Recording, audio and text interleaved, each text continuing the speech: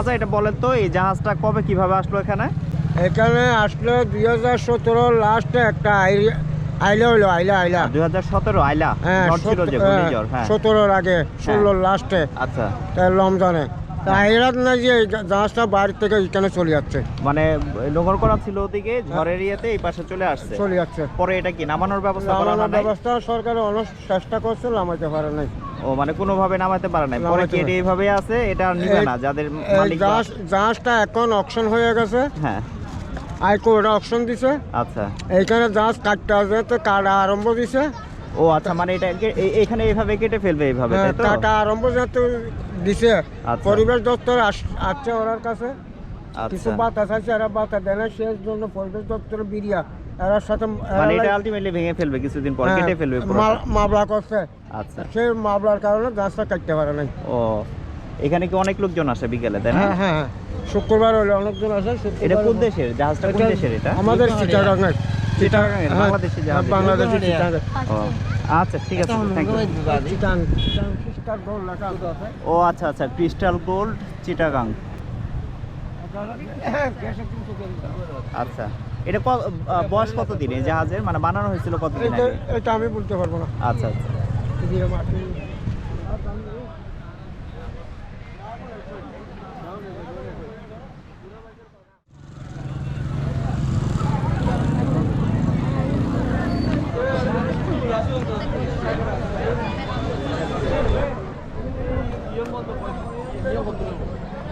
আমরা যেদিন পার্কি বিচে যাই সেদিন এই পার্কি বিচের ক্রিস্টাল গোল্ড জাহাজের কাছাকাছি অবস্থান করছিল ভাসমান ক্রেন তিয়ান ই।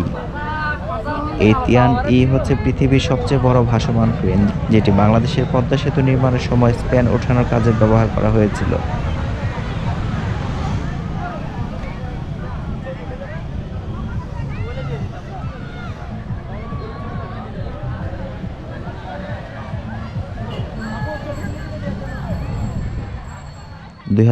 সালে এই তিয়ান ই ক্রেনটিকে বাংলাদেশে আনা হয়েছিল পদ্মা সেতু স্প্যান ওঠানোর জন্য। পদ্মা সেতু স্প্যান ওঠানোর কাজ শেষ করার পরে এখন এটি আবার রওনা দিয়েছে চীনের উদ্দেশ্যে।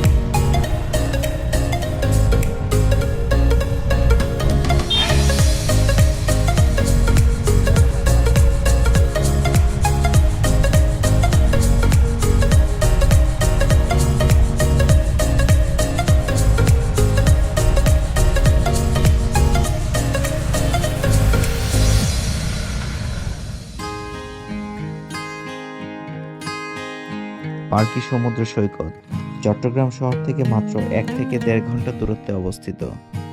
একদিকে ঝাউবনের সবুজের সমারোহ, আর একদিকে নীলাভ সমুদ্রের বিস্তৃত জলরাশির পাশাপাশি 2017 সালে 30 মে ঘূর্ণিঝড় মোরার আঘাতে নোঙর ছিঁড়ে পার্কি সমুদ্র সৈকতে আটকে যাওয়া মালবাহী জাহাজ ক্রিস্টাল গোল্ড এই সমুদ্র সৈকতের আকর্ষণ অনেকটাই বাড়িয়ে দিয়েছে। এখন আমরা চট্টগ্রামের আনোয়ারা থেকে যাচ্ছি পার্কি বিচের দিকে।